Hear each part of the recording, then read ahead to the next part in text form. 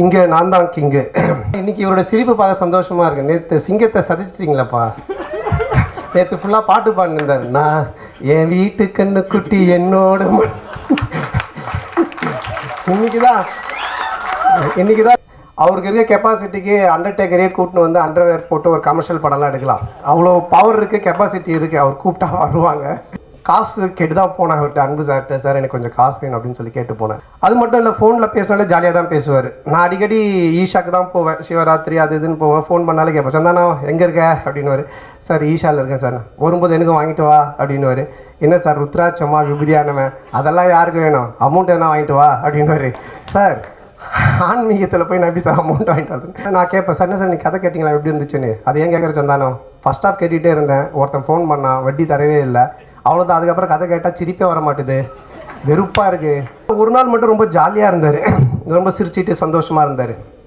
அப்போ நான் அவர்கிட்ட கேட்டேன், என்ன சார் எப்போவுமே டென்ஷனாகவே இருப்பீங்க, நீங்கள் ரொம்ப சந்தோஷமாக இருக்கிறீங்களே, மொத்த வட்டியும் வந்துருச்சா என்னன்னு கேட்டேன். இல்லை அப்படின்னு. சரி என்ன சார் சந்தோஷம்னா, இது மாதிரி எனக்கு பேரன் பிறந்திருக்கான், என் பொண்ணுக்கு பையன் பிறந்திருக்கான் அப்படின்னாரு. பயங்கர ஹாப்பியாக இருந்தார். கல்யாணம் ஆகி நமக்கு ஒரு பையனோ பொண்ணோ பிறந்தா அதை விட சந்தோஷம் அவங்களுக்கு ஒரு பையனோ பொண்ணோ ஒரு பேரனோ பேத்தியோ பிறந்தா நம்ம சந்தோஷப்படுறோம். அது ஏன் சார்னு கேட்டேன். அப்போ அவர் ஒரு ஆன்சர் ஒன்று சொன்னார். சந்தானம் எப்போவுமே அசலை விட வட்டியில் தான் கிக் அதிகம் அப்படின்னு.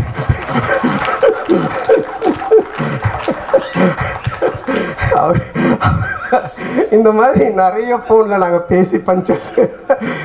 அவர் எப்படி இந்த அவெஞ்சர்ஸ் படத்தில் தார் வந்து சுற்றியோடவே சுற்றுவார், அது மாதிரி ஒரு பெட்டியோடையே தான் சுற்றுவார். ஆனால் நீங்கள் அந்த பெட்டி மிஸ்ஸிங் எங்கே சார்?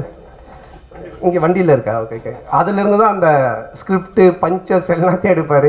கூல் சுரேஷ் யார் அவனை தடுக்கிறது வளர்ச்சியை, அது யாருங்க அந்த 2 பேர், அவனை விட்டுருங்க, நீங்கள் தடுக்க பாருங்க. இப்போ சொந்தமாக கட்சியெல்லாம் ஆரம்பிச்சிட்டான், அவனை ஃப்ரீயாக விட்டாலே அப்படியே இருப்பான். நீங்கள் தடுக்க தான் எதனா ஒன்று பண்ணிட்டு இருப்பான். ஸோ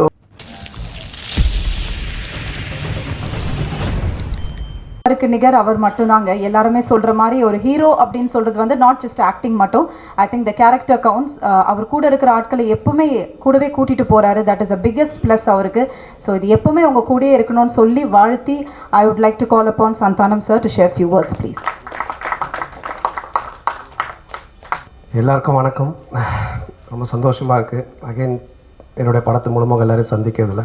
வாங்க நிக்கில் முருகன் சார். இல்லை எல்லோரும் உங்களை பற்றியே சொல்கிறாங்க, ஹீரோயின் வேறு சொன்னாங்க, இங்கே நான் தான் நீங்கள் தான் சொன்னீங்களா. ஆனால் இன்றைக்கி இவரோட சிரிப்பு பார்க்க சந்தோஷமாக இருக்குது. நேற்று சிங்கத்தை சதிச்சிட்டிங்களாப்பா. நேற்று ஃபுல்லாக பாட்டு பாடினிருந்தார். நான் என் வீட்டு கண்ணு குட்டி என்னோட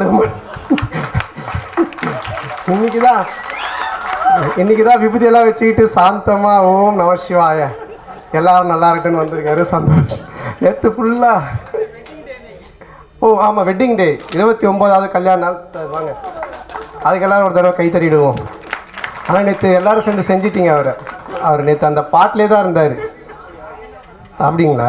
யாரும் ஒருத்தவங்க என் வீட்டு கண்ணுடின்னு பாடிட்டு இருந்தார். அதுக்கு முன்னாடி இந்த படத்தில் நடித்த அருமை என்னுடைய நண்பர், என்னுடைய குடும்பத்தில் ஒருத்தர் லுலுசபா சேஷு, அவர் காலமாயிட்டார். ஸோ அவருக்காக ஒரு நிமிஷம் மட்டும் ஒரு மௌனம் அஞ்சலி செலுத்திக்கலாம். இங்கே நான் தான் கிங்கு. இந்த படத்துடைய டைட்டில் வச்சு பார்த்தீங்கன்னா ஒரு என்ன சொல்கிறது, படையப்பா படத்தில் ஒரு டைலாக் வரும், மாப்பிள்ளை அவர் தான் ஆனால் அவர் போட்டிருக்க வேட்டி சட்டை எந்த அப்படின்வாங்க. அந்த மாதிரி இங்கே நான் தான் கிங்கு, படத்துடைய ஹீரோ நான் தான், ஆனால் டைட்டில் அவருக்கு தான் கரெக்டாக இருக்கும். ஏன்னா மதுரை அன்பின் இங்கே நான் தான் கிங்குன்றது தான் கரெக்டாக இருக்கும். ஏன்னா அவ்வளோ பவர்ஃபுல்லான ஒரு ப்ரொடக்ஷன் கம்பெனி அவங்க, கோபுரம் ஃபிலிம்ஸ். தமிழ்நாட்டுடைய சின்னம் கோபுரம். அன்பு சார் அல்லல்ல குறையாத அக்ஷய பாத்திரம், திறமை இருந்தால் எவ்வளோ நாளாக அள்ளிக்கலாம். ஸோ அப்படிப்பட்ட ஒரு மனிதர் அவர். அவருக்கு இருக்க கெப்பாசிட்டிக்கு அண்டர்டேக்கரே கூப்பிட்டு வந்து அண்டர்வேர் போட்டு ஒரு கமர்ஷியல் படம்லாம் எடுக்கலாம். அவ்வளோ பவர் இருக்குது, கெப்பாசிட்டி இருக்குது. அவர் கூப்பிட்டா வருவாங்க. ஏன்னா நான் அவருடைய ப்ரொடக்ஷன் அவருடைய கம்பெனி கோபுரம் ஃபிலிம்ஸில் பார்த்துருக்கேன். அங்கே வந்து வராத ஹீரோவே இல்லை, உட்காராத ப்ரொடியூசர் இல்லை, உட்காராத டைரக்டர்ஸ் இல்லை. தமிழ் சினிமா எல்லாருமே அங்கே போய் அதை டச் பண்ணிட்டு தான் வருவாங்க. கோபுர தரிசனம் கோடி புண்ணியன்ற மாதிரி. ஸோ அங்கே அந்த கம்பெனிலேருந்து என்னை வச்சு படம் பண்ணதுக்கு முதல்ல அவருக்கு என்னுடைய மனமார்ந்த நன்றி நான் தெரிவிச்சுக்கிறேன். ஆக்சுவலாக நான் வந்து காசு கேட்டு தான் போனேன் அவர்கிட்ட, அன்பு சார்கிட்ட. சார் எனக்கு கொஞ்சம் காசு வேணும் அப்படின்னு சொல்லி கேட்டு போனேன். சபாபதிக்கு அப்புறம் நாங்கள் பழக ஆரம்பித்தோம். சபாபதிக்கு முன்னாடி டிஸ்கோத் படத்துலேருந்து எங்களோட பழக்கம். ஆனால் அதிகமாக பேச மாட்டோம். அதுக்கப்புறமா சபாபதி ஃபினான்ஸ் பண்ணார். அப்புறமா ரொம்ப க்ளோஸ் ஆனோம், ஃபோனில் ஜாலியாக பேசிகிட்டு இருப்போம். அதுக்கப்புறமா நான் காசு கேட்டு போனேன். எனக்கு ரொம்ப பிடிச்சிருச்சு அவருக்கு. என்ன சந்தானம் என்ன விஷயம்னு கேட்டார். இல்லை சார் இடம் வாங்க போகிறேன் வீடு கட்ட அப்படின்னு. அப்போ சொன்னார், எப்போவுமே வந்து கடன் வாங்கி மட்டும் வீடு வாங்குறதோ இடம் வாங்குறதோ வாங்காதீங்க, அது மாதிரி நிறைய பேர் லோல் பண்ணுறாங்க. அதனால் இந்த காசை நீங்கள் அட்வான்ஸாக வச்சுக்கோங்க, இன்னும் இடம் வாங்க என்ன வேணுமோ சொல்லுங்கள், நான் ஹெல்ப் பண்ணுறேன், நம்ம படமாக பண்ணுவோம் அப்படின்னு என் மேலே ஒரு நல்ல அபிப்பிராயத்தில் தான் இந்த விஷயத்த பண்ணார். ஏன்னா அவர் ரொம்ப சீரியஸாக, ரொம்ப டஃப்பாக, ரொம்ப வேறு மாதிரிலாம் வெளியே பேசுவாங்க, இல்லை பார்ப்பாங்க. பட் நெருங்கி பழகிட்டா எவ்வளோ ஜாலியான ஆள், எவ்வளோ அன்பானவர்ன்றதை நான் சொல்லி ஆகணுன்றதுக்காக இதை சொல்கிறேன். அது மட்டும் இல்லை, ஃபோனில் பேசினாலே ஜாலியாக தான் பேசுவார். நான் அடிக்கடி ஈஷாக்கு தான் போவேன், சிவராத்திரி அது இதுன்னு போவேன். ஃபோன் பண்ணாலே கேட்பேன், சந்தானா எங்கே இருக்க அப்படின்னுவார். சார் ஈஷாவில் இருக்கேன் சார், வரும்போது எனக்கும் வாங்கிட்டு வா அப்படின்னுவார். என்ன சார் ருத்ராட்சமா விபூதியானவன் அதெல்லாம் யாருக்கு வேணும், அமௌண்ட் எதனா வாங்கிட்டு வா அப்படின்னுவார். சார் ஆன்மீகத்தில் போய் நான் எப்படி சார் அமௌண்ட் வாங்கிட்டு வரேன். ஸோ இந்த மாதிரி ஏதாச்சும் ஒன்று கிண்டலாக பேசிகிட்டே தான் இருப்போம் ஃபோன் பண்ணால். அப்போ அவர் இது மாதிரி கதை கேட்க ஆரம்பித்தார். நான் கேட்பேன், சார் என்ன சார் நீ கதை கேட்டிங்களா எப்படி இருந்துச்சுன்னு. அது ஏன் கேட்குற சந்தானம், ஃபஸ்ட் ஆஃப் கேட்டுகிட்டே இருந்தேன், ஒருத்தன் ஃபோன் பண்ணான், வட்டி தரவே இல்லை, அவ்வளோதான். அதுக்கப்புறம் கதை கேட்டால் சிரிப்பே வர மாட்டுது, வெறுப்பாக இருக்குது. சார் இப்படியே எல்லோரும் ஃபோன் பண்ணி கதை கேட்கும் போதெல்லாம் வட்டி பிரச்சனை வருது, அதுக்கு மேலே அவருக்கு சிரிப்பு வர மாட்டுது. அவன் கொடுக்க மாட்டான் சந்தானா, எனக்கு ரொம்ப டென்ஷன் ஆகி போச்சு. இப்போ இவன் காமெடி சொல்லிட்டு எப்படி நான் சிரிக்கிறது அப்படின்னாரு. அப்புறம் அப்படி இப்படின்னு சொல்லிட்டு ஒரு கதையை கேட்டு அந்த கதையை பண்ணலாம் அப்படின்னாரு. நானும் கேட்டு ரொம்ப நல்லா இருந்துச்சு சார், சூப்பர் சார், பண்ணலாம் சார் அப்படின்னு சொன்னேன். அதுக்கப்புறம் அவர் எப்போவுமே டென்ஷனாக தான் இருப்பார். எனக்கு தெரிஞ்சு இங்கே தான் இவ்வளோ நேரம் உட்காந்துருக்காரு. அவர் இது வரைக்கும் உட்காந்து ஒரு இடத்துல இவ்வளோ இதுவாக நான் பார்த்ததே கிடையாது. ஏன்னா எங்கே இருந்தோனாலும் ஃபோன் வரும், பெரிய படங்கள்லேருந்து சின்ன படங்கள்லேருந்து எல்லா இடத்துல இருந்தும் காசு கொடுக்கறது வாங்குறது அதுன்னு போயிட்டே இருக்கும். ரொம்ப டென்ஷனாக தான் இருப்பார். ஏன்னா இந்த ஃபினான்ஸ், இந்த வட்டி தொழில் அப்படின்றதே ஒரு பயங்கரமான ஒரு டென்ஷனான வேலை. ஆனால் ஒரு நாள் மட்டும் ரொம்ப ஜாலியாக இருந்தார், ரொம்ப சிரிச்சிட்டு சந்தோஷமாக இருந்தார். அப்போ நான் அவர்கிட்ட கேட்டேன், என்ன சார் எப்போவுமே டென்ஷனாகவே இருப்பீங்க, நீங்கள் ரொம்ப சந்தோஷமாக இருக்கிறீங்களே, மொத்த வட்டியும் வந்துருச்சா என்னன்னு கேட்டேன். இல்லை அப்படின்னாரு. என்ன சார் சந்தோஷம்னா, இது மாதிரி எனக்கு பேரன் பிறந்திருக்கான், என் பொண்ணுக்கு பையன் பிறந்திருக்கான் அப்படின்னாரு. பயங்கர ஹாப்பியாக இருந்தார். அப்போ எனக்கு ரொம்ப நாளாக ஒரு சந்தேகம் இருந்துச்சு. இதை யார்கிட்ட கேட்கணும்னு நினச்சிட்டு இருந்தேன். சரி இவர்கிட்ட கேட்போன்னு கேட்டேன். சார் பொதுவாக கல்யாணம் ஆகி நமக்கு ஒரு பையனோ பொண்ணோ பிறந்தா அதை விட சந்தோஷம் அவங்களுக்கு ஒரு பையனோ பொண்ணோ ஒரு பேரனோ பேத்தியோ பிறந்தா நம்ம சந்தோஷப்படுறோம், அது ஏன் சார்னு கேட்டேன். அப்போ அவர் ஒரு ஆன்சர் ஒன்று சொன்னார், சந்தானம் எப்போவுமே அசலை விட வட்டியில் தான் கிக் அதிகம் அப்படின்னு.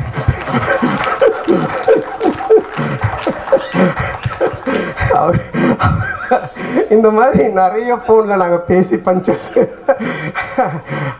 அப்போ நான் நினச்சேன், சார் இதுக்கு நீங்கள் தான் கரெக்டான ஆள், உங்களை அடிச்சுக்க ஆள் கிடையாது சார் அப்படின்னு சொல்லிட்டு. ஸோ அப்படிப்பட்ட ஒரு ஜாலியான மனிதர். ஸோ அவரோட சேர்ந்து இந்த படம் பண்ண ரொம்ப சந்தோஷமாக இருக்குது. ஏன்னா பண்ணும்போது அவர் சொன்னார், தேட்டருக்கு வர ஜனங்க படத்தை பார்த்து சிரிச்சுட்டு போன சந்தானம், காசு பணம் முக்கியம் இல்லை, அது நம்ம சம்பாரிச்சிக்கலாம் அப்படின்ட்டு ஒரு ப்ரொடியூசராக இல்லாமல், ஒரு ஃபினான்ஷியராக இல்லாமல், ஒரு தேட்ரு ஓனராக இந்த படத்தை எடுத்திருக்காரு. ஆடியன்ஸ் தேட்டருக்கு வரவங்க சிரிக்கணும், ரசிக்கணும் அப்படின்னு சொல்லிட்டு. அதே மாதிரி இந்த படமும் நல்லா வந்திருக்கு. இந்த படத்தை எடுக்கிற பொறுப்பை அவங்களுடைய டாட்டர் சுஷ்மிதா அவங்ககிட்ட கொடுத்துருக்காரு. அவங்களுக்கு என்னுடைய வாழ்த்துக்கள். இந்த ஃபஸ்ட்டு படம், அது என்னுடைய படத்து மூலமாக அவங்க ப்ரொடியூசராக வர்றது எனக்கு ரொம்ப பெருமையாக இருக்குது. பொதுவாக வந்து நிறைய பொண்ணுங்க பார்த்தீங்கன்னா ஆன்லைனில் கண்டதையும் ஆர்டர் பண்ணி அப்பா காசை கறியாகிற பொண்ணுங்க இருப்பாங்க. ஆனால் சில பொண்ணுங்க அப்பா கொடுக்குற காசை சேர்த்து வச்சு பிரயோஜனமாக ஒன்று பண்ணுவாங்க. அதில் செகண்ட் கேட்டகரி தான் நம்ம ப்ரொடியூசர் சுஷ்மிதா. ரொம்ப பொறுப்பாக எங்கே செலவு பண்ணணும், எப்படி பண்ணணும், இதை எப்படி ப்ரொமோட் பண்ணணும், இந்த படத்தை எடுத்துகிட்டு போய் எப்படி சேர்க்கணும் அப்படின்றதுல ரொம்ப கவனமாக ரொம்ப டெடிகேஷனாக பண்ணுறாங்க. ஸோ அவங்க ஒரு மிகப்பெரிய ப்ரொடியூசர் லிஸ்ட்டில் வந்து கண்டிப்பாக நிற்பாங்க. ஸோ அவங்களுக்கு என்னுடைய நன்றி. அண்ட் தென் இந்த படத்தினுடைய மியூசிக் டைரக்டர் இமான் சார், அவர் என்ன மாதிரி தான் ஒரு ஆன்மீகவாதின்றதை விட ஒரு கடவுள் பக்தி உடையவர். எல்லாமே ஆண்டவர் தான் சொல்லிகிட்டு இருப்பார். எப்படி ஒரு சாப்பாட்டுக்கு சால்ட்டு முக்கியமோ அது மாதிரி ஒரு படத்துக்கு சாங் ரொம்ப முக்கியம். அந்த சாங் ஹிட்டுனாலே அது ஒரு 60% ஹிட்டான ஃபிலிம் அப்படின்ற ஒரு லிஸ்ட்டில் போய் ஏறிடும். அதுலேயும் அந்த ஆல்பமே ஹிட்டுனா ஒரு 80% அந்த படம் ஹிட்டு அப்படின்ற மாதிரி தான். ஸோ அது மாதிரி இமான் சார் வந்து ரொம்ப அற்புதமான சாங்ஸ் போட்டு கொடுத்துருக்காரு. நான் மெலோடி ஒன்று இருக்குது அப்படின்னு சொன்னார் அன்பு சார் என்கிட்ட. அப்போ நான் கேட்டேன், சார் அதை நான் எப்படி சார் பண்ணுறது, அதெல்லாம் எனக்கு வரவே வராது சார், ஏதோ ஆர்டர் அதுனா கூட பரவாயில்ல சார்னு. அப்புறம் இல்லை நீங்கள் நல்லா வரும்னு இமான் சாரும் சொன்னாங்கன்னு. இது வரைக்கும் நான் ஹீரோவாக பண்ண படங்கள்லேருந்து வேறு ஒரு டைமென்ஷனில் என்னை கொண்டுட்டு போன பெருமை இமான் சாருக்கு தான் சேரும். ஸோ அவர் கொடுத்த அந்த ஒரு மியூசிக்குடைய ஒரு ஸ்ட்ரென்த்து தான் இதை என்னை ஒரு மாதிரி பண்ண வச்சுது. அதை ரொம்ப பியூட்டிஃபுல்லாக கல்யாண் மாஸ்டர் எடுத்தாங்க. மற்ற 2 சாங்கும் பாபா பாஸ்கர் சார் எடுத்தாங்க. ஸோ அவங்களுக்கு இந்த நேரத்தினுடைய நன்றியை தெரிவிச்சுக்கிறேன். அதுக்கப்புறம் இந்த படத்தினுடைய ரைட்டர், நம்ம காஸ்டியூம் பார்த்தாலே உங்களுக்கு தெரியும், இது கச்சேரி கிடைக்காத கசல் சிங்கர் மாதிரி. அதாவது அவர் ரைட்டர்னு தெரியணுன்றதுக்காக இதை எடுத்து தச்சு போட்டுக்கிட்டு அவர் பேசிகிட்டே இருக்கும்போது அன்பு சார் சொன்னார், ரொம்ப லென்த்தாக போகுது, ஜிப்பா பிடிச்சி இரியன் சந்தானம் அப்படின்னாரு. இல்லை சார் முடிச்சுட்டு, இல்லை இவர் பேசுகிற காமெடி மாதிரியே படம் இருக்குன்னு நினச்சிட போகிறாங்கன்னாரு. இல்லை ஆடியன்ஸ் தெளிவாக இருப்பாங்கன்னு. ஸோ அவர் எப்படி இந்த அவெஞ்சர்ஸ் படத்தில் தார் வந்து சுற்றியோடவே சுற்றுவார், அது மாதிரி ஒரு பெட்டியோடவே தான் சுற்றுவார். ஆனால் நீங்கள் அந்த பெட்டி மிஸ்ஸிங் எங்கே சார்? இங்கே வண்டியில் இருக்கா? ஓகே. அதுலேருந்து தான் அந்த ஸ்கிரிப்டு பஞ்சஸ் எல்லாத்தையும் எடுப்பார். நல்ல ரைட்டர். என்னென்னா அவர் பார்க்காத தமிழ் சினிமாக்களே கிடையாது, அவ்வளோ படங்களை பார்த்துருக்காரு. ரொம்ப நல்ல ஒரு கதையை, அற்புதமான கதையை இதில் கொடுத்துருக்காரு. அதுக்கு director Anand, India Pakistan director. அநேகமாக அடுத்தது உக்ரைன் ரஷ்யான்னு எடுப்பாருன்னு நினைக்கிறேன். அதுக்குள்ளே நாங்கள் ஒரு ஃபேமிலி சப்ஜெக்ட் ஒன்று பண்ணுங்க சொல்லி கூப்பிட்டு வந்திருக்கோம். ரொம்ப நல்லா டைரக்ட் பண்ணியிருக்காரு. இந்தியா பாகிஸ்தானில் ஒரு ஃபேமிலி, ஒரு எமோஷன்ஸ், அதில் காமெடி இருக்கும். அதே மாதிரி இதுலேயும் எனக்கு ஒரு எமோஷனும் வச்சுருக்காரு, ஒரு ஃபேமிலி ட்ராமாவும் அழகாக செட் பண்ணியிருக்காரு. அப்புறம் டிஓபி அவருடைய பிரதர் ஓம் சேர்த்து மொத்தமாக என்னுடைய நன்றியை தெரிவிச்சுக்கிறேன். ஏன்னா ஆல்ரெடி ரொம்ப லென்த்தாக போயிட்டுருக்கு. அதுக்கப்புறம் இந்த படத்தினுடைய கேரக்டர் பண்ணியிருக்க தம்பி ராமையா சார். தம்பி ராமையா சார் மாதிரி ஒரு இன்டெலிஜென்ட்டான காமெடின்னு நீங்கள் பார்க்கவே முடியாது. நான் வந்து ஒரு குறிப்பிட்ட சில காமெடியன்ஸ் மட்டும்தான் சொல்லுவேன். ரொம்ப புக்ஸ் படிப்பாங்க, ரொம்ப இன்டெலிஜென்ட்டாக இருப்பாங்க, அவங்களுக்கு எல்லாமே தெரியும். ஆனால் படத்தில் ஒன்று கோமாளித்தனமாக ஒன்று பண்ணுவாங்க. ஸோ அந்த மாதிரி தம்பி ராமையா சார் வெரி இன்டெலிஜென்ட். அவர் நிறைய படிச்சிருக்காரு, நிறைய விஷயங்கள் தெரியும். அவரோட சேர்ந்து பேசும்போது தான், அந்த ஷேர் பண்ணும்போது தான் எனக்கு ஆச்சரியமாக இருக்குங்க. ஏன்னா இவ்வளோ பேசுகிறீங்க, இதெல்லாம் தெரியுதுன்னு அப்படின்னும் போது சொல்லுவார். ஸோ இந்த படத்தில் வந்து எனக்கு ஒரு மாமனார் கொடுமை, மாமியார் கொடுமை பார்த்துருப்பீங்க, அது மாதிரி ஒரு மாமனார் கொடுமையில் மாட்டிக்கிற ஒரு மாப்பிள்ளை கேரக்டர் நான். ஹரிச்சந்திரனுக்கே ஹார்ட் அட்டாக் வர அளவுக்கு போய் சொல்லுவார் இந்த படத்தில். ஸோ அந்த மாதிரி ஒரு கேரக்டர் டிசைன் பண்ணி அவர் கொடுத்துருக்காங்க. அது ரொம்ப அழகாகவும் பண்ணியிருக்காரு. ஸோ இந்த படத்தில் ஒரு என்ன சொல்கிறது, ஒரு பயங்கரமான காமெடியை தூக்கி ட்ராவல் பண்ணியிருக்காரு. இனிமே இப்படி தானுக்கு அப்புறம் எனக்கே ஒரு இது இருந்துச்சு, எனக்கும் தம்பி சாருக்கும் ஒரு நல்ல காம்போ இல்லையே, இனிமே இப்படி தான் மாதிரி ஒன்று ஒர்க் பண்ணணுன்ட்டு. அது ஆனந்த் இந்த படத்தில் ரைட்டர் சேர்ந்து எனக்கு அழகாக செட் பண்ணி கொடுத்தாங்க. அது நல்லா காமெடியும் ஒர்க்காக இருக்குது. ஸோ அவருக்கும் என்னுடைய நன்றி தெரிவிச்சுக்கிறேன். அப்புறம் மச்சான் கேரக்டர் பாலான்னு, ஒரு இரிட்டேட்டிங்கான மச்சான், வீட்டை விட்டு எப்படா அவன் போவான்ற மாதிரி ஒரு கேரக்டரு. அதுக்கப்புறமா ஹீரோயின் நம்ம சேலத்து பொண்ணு. அவங்க ஃபஸ்ட்டு ஸ்டார்டிங்கில் தான் எனக்கு தெரியாது, ஏதோ பாம்பேலேருந்து தான் கூப்பிட்டு வந்திருக்காங்க நினச்சேன். நான் சரியாக பேசலானால இங்கிலீஷில் பேசிகிட்டு இருந்தேன். அப்புறம் தான் அவங்க சொன்னாங்க, சார் நான் சேலம் சார், நம்ம சேலத்து பொண்ணு சார்னாங்க. அவங்க ரொம்ப அற்புதமாக நடிச்சிருக்காங்க. ஸோ மாமனார் மச்சான், அப்புறம் ஒரு ஒரு அழகான, அதே டைமில் ஒரு குட்டியான விஷயங்கள் பண்ணக்கூடிய ஒரு மனைவி கேரக்டரு. அதுக்கப்புறமா மேனேஜராக விவேக் பிரசன்னா பண்ணியிருக்காரு. ஸோ இவங்க எல்லாருமே அதில் இருக்காங்க. அதுக்கப்புறம் என்னுடைய படம்னாலே ஒரு ஃபேமிலி காம்போ பேக்குன்னுவாங்க. இந்த பர்கர் பீஸாலாம் வாங்கினா கூல்ட்ரிங்க்ஸு, ஃப்ரெஞ்சு ஃப்ரைஸ் இதெல்லாம் தருவாங்க ஃப்ரீயாக. அந்த மாதிரி என்னுடைய படம் அப்படின்னு சொன்னாலே மாறன், சேசு, கூல் சுரேஷ், முனிஷ்காந்த், இப்படி எல்லாருமே இருப்பாங்க, ஆண்டனி, மனோபாலா எல்லாருமே. ஸோ அவங்க எல்லாருமே இதில் இருக்காங்க. அவங்களுக்கும் சரியான ஒரு கேரக்டர் எழுதி காமெடி பண்ணியிருக்காங்க.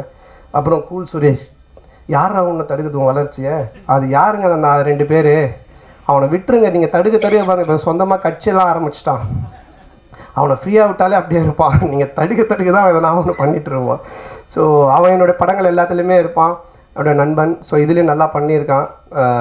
அதுக்கப்புறமா கட்ட குஸ்தி டைரக்டர் செல்லா, அவருக்கும் இந்த நேரத்திலுடைய மனமார்ந்த நன்றி. ஒரு ஹிட் படம் கொடுத்துட்டு, காமெடி ஜானர் படம் கொடுத்துட்டு, இதுலேயும் டிஸ்கஷனில் உட்காந்து நிறைய காமெடி சீன்ஸுக்கெலாம் ஒர்க் அவுட் பண்ணி கொடுத்தாரு. ஸோ அவருக்கு என்னோடய மனமார்ந்த நன்றி. அப்புறம் இந்த படத்தில் ஒர்க் பண்ண அனில், மலையன் கோபி, செந்தில் சார் மற்றும் அந்த ப்ரொடக்ஷன் டீம் எல்லாருக்குமே என்னுடைய மனமார்ந்த நன்றி தெரிவிச்சுக்கிறேன். இப்போல்லாம் நீங்கள் பார்த்தீங்கன்னா, இப்போ இந்த படமே பார்த்தீங்கன்னா 90s கிட்ஸை பேஸ் பண்ணி தான் எடுத்திருக்கோம். என்ன விஷயம் அப்படின்றத நீங்கள் பார்த்தீங்கன்னா, உலகத்திலே 2 பிரச்சனை உள்ள ஆளுங்க தான் இருக்காங்க. ஒன்று, ஏன்டா கல்யாணம் பண்ணோம் அப்படின்னு வாழ்கிற ஒரு குரூப்பு, எப்படா எங்களுக்கு கல்யாணம் ஆகும் அப்படின்னு வாழ்கிற ஒரு குரூப்பு. இந்த 2 பேருடைய மனநிலையை பேஸாக வச்சு இதில் காமெடி பண்ணி தான் இந்த படமே எடுத்திருக்கோம். ஸோ இன்றைக்கி ரொம்ப கன்ஃபியூஷனாக தான் இருக்காங்க யங்ஸ்டர்ஸ் எல்லாருமே. அப்துல் கலாம் ஐயா சொன்னாங்க கனவு காணுங்க அப்படின்னு. ஆனால் இன்றைக்கி இருக்க பசங்க ட்ரீமை பற்றி எங்கே யோசிக்கிறானுங்க? ட்ரீம் 11 எந்த டீமு காசு கட்டினா காசு வருன்றதை பற்றி தான் அதிகமாக யோசிச்சுன்னு இருக்கானுங்க. ஸோ அதுக்கப்புறமா வாழ்க்கையோட ஸ்டேட்டஸை பற்றியே யோசிக்கிறதில்ல. வாட்ஸ்அப்பில் என்ன ஸ்டேட்டஸ் போட்டால் நம்ம கெத்தாக இருக்கும் தான் யோசிச்சுட்டு இருக்காங்க. ஸோ இப்படிப்பட்ட ஒரு மனநிலையில் இன்றைக்கி இருக்க ஒரு சுச்சுவேஷனில் இருக்கிற ஒரு 90s கிட்ஸ் ஆகட்டும், இல்லை 2K கிட்ஸ் ஆகட்டும், இவனோட லைஃப் ஸ்டைல் எப்படி இருக்கும் அப்படின்ற ஒரு பேஸ் தான் இந்த படத்தினுடைய கதையே. ஸோ இதை ஒரு ஃபேமிலி ட்ராமாவாக ரொம்ப அற்புதமாக பண்ணியிருக்கோம். நிச்சயமாக 2 hours நீங்கள் தேட்டரில் வந்து படம் பார்க்கும்போது போர் அடிக்காது. இப்படி ஒரு குடும்பமா அப்படின்னு நீங்கள் பார்த்து சிரிக்கிற மாதிரி தான் இந்த படம் இருக்கும். ஸோ இந்த படத்தை May 10th அன்றைக்கி தேட்டரில் வந்து ஃபேமிலியோடு பார்த்து ஜாலியாக என்ஜாய் பண்ணுங்கள். 2 hours டெஃபினட்டாக சிரித்து என்ஜாய் பண்ணுவீங்க, அதில் எந்த டவுட்டுமே இல்லை. ஹாரர் ட்ராமா பண்ணியிருக்கேன், Vadakkupatti Ramasamy social drama, first time family drama. ஒரு மேரேஜான ஒருத்தன் ஒரு மாமனார் மச்சான் ஒய்ஃபு மேனேஜர் இந்த டார்ச்சரில் அவன் என்ன மாதிரிலாம் வாழ்கிறான் அப்படின்றது எனக்கே ஒரு புதுசான ஒரு விஷயந்தான். ஸோ லாஜிக்கை மறந்துட்டு மேஜிக் தான். வந்து 2 hours நல்லா சிரிக்கலாம், வந்து பார்த்துட்டு என்ஜாய் பண்ணுங்கள். அப்புறம் இந்த எல்லா படத்துக்கும் எனக்கு தொடர்ந்து சப்போர்ட் பண்ணிகிட்டு இருக்கிற பத்திரிகை ஊடக நண்பர்கள் மற்றும் என் உயிரினும் மேலான என் அன்பு சொந்தங்களாகிய ரசிகர் மன்றங்கள் வச்சிருக்க அனைவருக்கும், MKS குமரல் அவர்களுக்கும் இந்த நேரத்தோட மனமார்ந்த நன்றி. மற்றும் என்னோடய டீம் முருகன், ஆனந்த், சேது, குணா மாம்ஸ், விஜய், சுந்தர், ரமேஷ், ராஜ், பரத், கிஷோர், அப்புறம் என்னுடைய makeup artist Kushi and hair stylist Gagan and Mahesh, Ilango, Bharath, Ashok, Anand, வாசண்ணா எல்லாருக்கும் இந்த நேரத்தோட மனமார்ந்த நன்றி தெரிவிச்சுக்கிறேன். ரொம்ப நன்றி. தேங்க்யூ.